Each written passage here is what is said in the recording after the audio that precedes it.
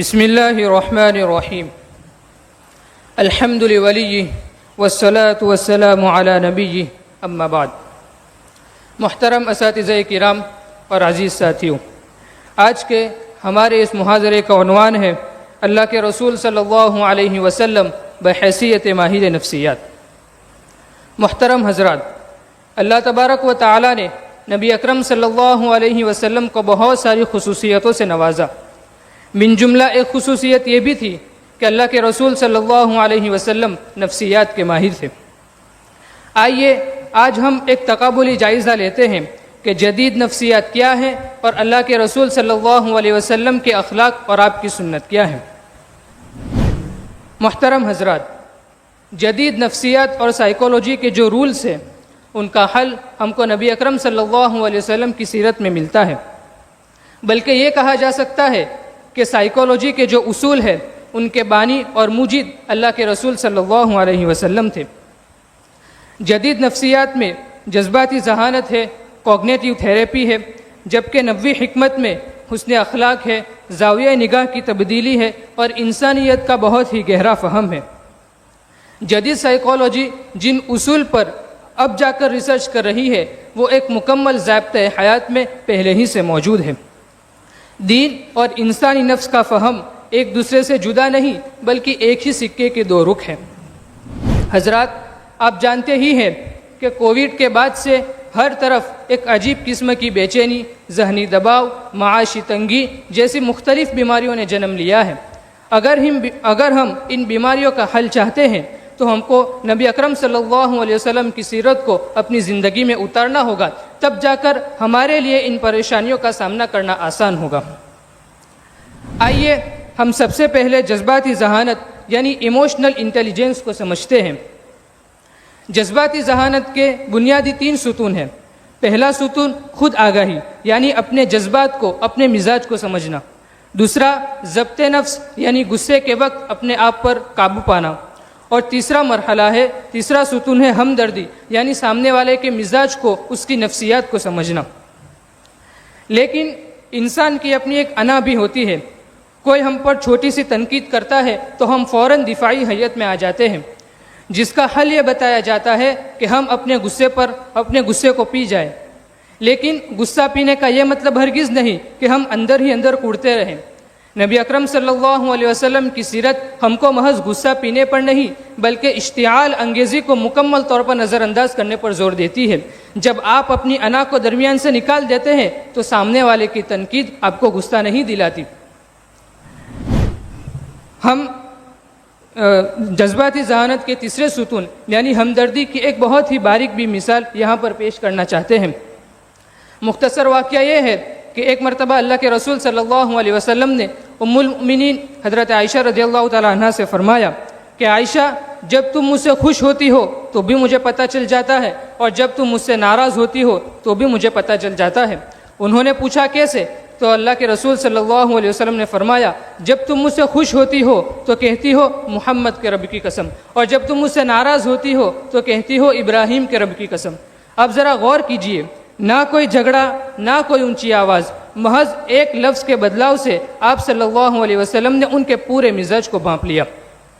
آج کل ہمارا جو المیہ ہے کہ ہمارے جیون ساتھی ہم کو نہیں سمجھتے، تو اس کی بنیادی وجہ یہی ہے کہ ہم ان چھوٹے چھوٹے جذباتی اشاروں کو نظر انداز کر دیتے ہیں۔ اس کے بعد ہم نے زاویہ نگاہ کی تبدیلی کو سمجھایا ہے، جس کو کوگنیٹیو تھیراپی کہتے ہیں، جس کا مطلب ہوتا ہے کہ کسی منفی واقعہ یا پریشانی کو ایک الگ زاویے سے دیکھنا۔ اس پہلو کی ایک بہت ہی بہترین مثال ہم کو سیرت میں ملتی ہے کہ ایک مرتبہ اللہ کے رسول صلی اللہ علیہ وسلم ایک دیہاتی صحابی کے یہاں عیادت کے لیے تشریف لے گئے جو شدید بخار میں مبتلا تھے۔ وہ اپنی اس بیماری کو موت کے منہ میں دھکیلنے والی سمجھ رہے تھے۔ ان کا زاویہ نگاہ بالکل منفی اور مایوسی والا تھا۔ اللہ کے رسول صلی اللہ علیہ وسلم نے ان کے اس زاویہ نگاہ کو بدل دیا اور فرمایا لا بأس طہور انشاءاللہ، یعنی تمہاری یہ بیماری تمہارے گناہوں کو پاک کرنے والی ہے۔ بیماری اور واقعہ وہی رہا، بس دیکھنے کا زاویہ بدل گیا۔ اس کے بعد ہم ذرا بچوں کی نفسیات پر آتے ہیں۔ آپ دیکھ سکتے ہیں کہ ہم نے بچوں کی نفسیات کو ایک درخت کے ذریعے سمجھانے کی کوشش کی ہے، جس کی جڑ محبت اور جذباتی تحفظ کی ہے اور اس کے پھل خود اعتمادی اور مضبوط شخصیت ہے۔ ہمارے معاشرے میں عام طور پر یہ کہہ کر بچوں کو چپ کرا دیا جاتا ہے کہ بڑے بات کر رہے ہیں، تم خاموش رہو، جبکہ نبی اکرم صلی اللہ علیہ وسلم کی سیرت ہم کو بچوں کی ذہنی طور پر تربیت کرنے پر سب سے زیادہ زور دیتی ہے۔ اس کے متعلق حدیث نبوی میں ایک بہت ہی دلچسپ واقعہ ملتا ہے۔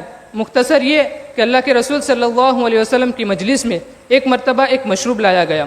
قاعدے کے مطابق وہ داہنی طرف سے ابتدا ہونی چاہیے، لیکن آپ کی داہنی جانب ایک بچہ بیٹھا ہوا تھا اور بائیں جانب بڑے بڑے صحابہ تھے۔ کائنات کے سب سے عظیم قائد نے اس بچے سے پہلے اجازت مانگی کہ اگر تم اجازت دو تو میں یہ پیالہ پہلے ان بڑوں کو دے دوں۔ آپ ذرا غور کیجئے، ایک بچے سے اس کی مرضی پوچھی جا رہی ہے، وہ بھی اتنی بڑی مجلس میں۔ بچے نے اپنا حق چھوڑنے سے انکار کر دیا۔ اللہ کے رسول صلی اللہ علیہ وسلم نے اس کے فیصلے کو اہمیت دی اور مشروب کا پیالہ پہلے اسے ہی دیا۔ اللہ کے رسول کی سیرت ہم کو یہی تو سکھاتی ہے کہ بچے کے فیصلے کو اہمیت دو، ان کے اندر خود اعتمادی پیدا کرو۔ جب بچپن میں بچوں کو یہ عزت نہیں ملتی تو وہ بڑے ہو کر شناخت کے بحران یعنی آئیڈینٹی کرائسس کے شکار ہو جاتے ہیں۔ اگر آپ بچپن میں بچوں کو اس بات کا احساس نہیں دلاتے کہ ان کی رائے کی، ان کے فیصلے کی کوئی اہمیت ہے، تو پھر وہ بڑے ہو کر احساس کمتری کے شکار بن جاتے ہیں۔ بچوں کی نفسیات کے بعد ہم بالغ افراد کی نفسیات کی طرف آگے بڑھتے ہیں۔ آج کل ادارتی ثقافت میں ہر قسم کے افراد کو ایک ہی سانچے میں ڈالنے کی کوشش کی جاتی ہے، جو کہ نفسیاتی طور پر بالکل غلط ہے، کیونکہ ہر انسان کی طبیعت، ہر انسان کا مزاج مختلف ہوتا ہے، اور بہترین قیادت وہی ہے جو انسان کی نفسیاتی ساخت کو پہچانے اور اس کے مطابق اس کو ذمہ داری سپرد کرے، جس کو کہا جاتا ہے right man for the right job. اور اللہ کے رسول صلی اللہ علیہ وسلم کا یہ پہلو نہایت غیر معمولی اور نرالا تھا۔ آپ صلی اللہ علیہ وسلم کے اس پہلو کو ہم دو صحابی کے غیر جانبدارانہ موازنے سے سمجھنے کی کوشش کرتے ہیں۔ ایک طرف حضرت ابو ذر غفاری ہے اور دوسری طرف حضرت خالد بن ولید۔ حضرت ابو ذر غفاری نہایت نرم طبیعت، حساس اور سچائی والے تھے، اور حضرت خالد بن ولید رضی اللہ تعالیٰ عنہ کے اوصاف مکمل طور پر ایک قائد اور کمانڈر والے تھے۔